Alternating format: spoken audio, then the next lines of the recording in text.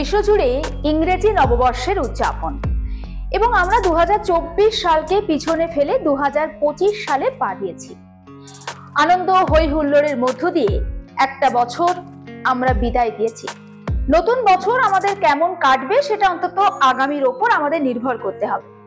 আমরা 25শে ডিসেম্বর থেকে একেবারে সেলিব্রেশনের মুডে থাকি, আর তারপর 31st নাইট, এবং সেই 31st নাইটে দেখা যায় যে বিশ্বের বিভিন্ন প্রান্তের মানুষ যে যেখানে বসবাস করেন না কেন নিজেদের মতো করে এই দিনটা উদযাপন করেন। বিশ্ব জুড়ে পালন করা হয় ইংরেজি নববর্ষের। কিন্তু আপনি কি জানেন কেন এই ইংরেজি নববর্ষের পালন করা হয়, বা ইংরেজি নববর্ষ এই দিনটা কিভাবে আসলো? চলুন তাহলে বিস্তারিত জানাই। ইংরেজি নববর্ষ বা হ্যাপি নিউ ইয়ার আজকে জানুয়ারির 1 তারিখে উদযাপিত হয়, যা গ্রেগরিয়ান ক্যালেন্ডারের প্রথম দিন। এর ইতিহাস এবং প্রাচীন ক্যালেন্ডারের রীতিনীতি সম্পর্কে বেশ কিছু গুরুত্বপূর্ণ তথ্য রয়েছে। কি সেই গুরুত্বপূর্ণ তথ্য জানাবো আপনাদের। প্রাচীন ক্যালেন্ডার এবং নববর্ষের সূচনা। প্রথমে এই সম্পর্কে একটু তথ্য দিই। প্রথমে বেবিলনীয় নববর্ষ কি সেটা?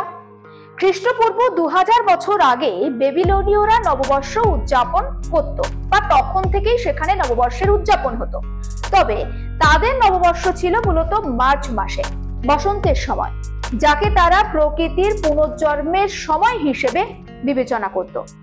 তাদের ক্যালেন্ডার ছিল চন্দ্র মাসের ওপর ভিত্তি করে। এটা গেল তাদের কথা।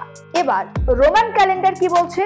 রোমান ক্যালেন্ডার বলছে, অর্থাৎ প্রাচীন রোমান ক্যালেন্ডারটা ছিল চাঁদকে কেন্দ্র করে, এবং 10 মাস নিয়ে তাদের সেই ক্যালেন্ডার গঠিত হয়েছিল। নববর্ষ সেখানে উদযাপন করা হতো মার্চ মাসের কোনো একটা সময়কালে। 713 খ্রিস্টপূর্বাব্দে রোমান রাজা নুমা পম্পিলিয়াস জানুয়ারি এবং ফেব্রুয়ারি মাস সেই রোমান ক্যালেন্ডারে যোগ করেন, ফলে 10 থেকে বেড়ে তাদের মাসের সংখ্যা হয় 12। এবার জুলিয়ান ক্যালেন্ডারের কথা বলবো।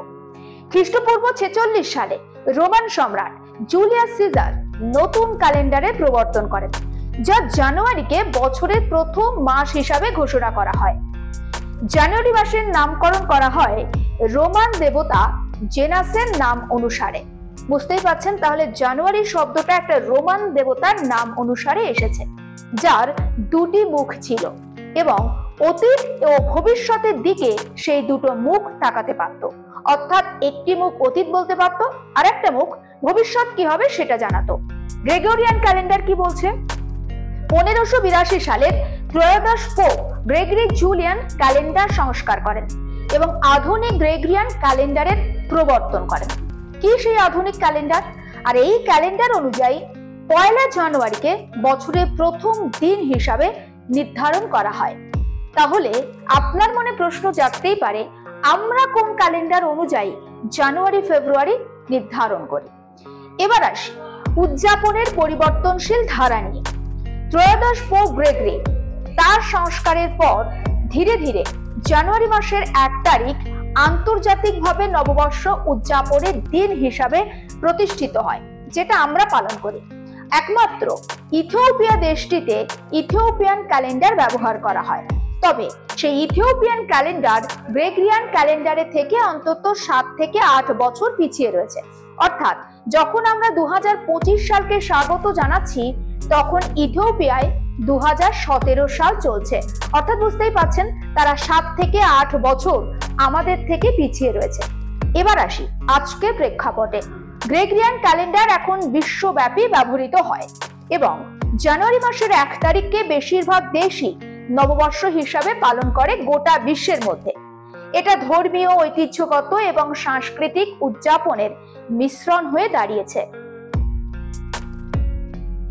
সুতরাং আপনিও নিশ্চয়ই হ্যাপি নিউ ইয়ার উদযাপন করেছেন আপনার মতো করে। তাই আরো একবার আর প্লাস নিউজের ডিজিটালের তরফ থেকে আপনাকে জানাচ্ছি হ্যাপি নিউ ইয়ার।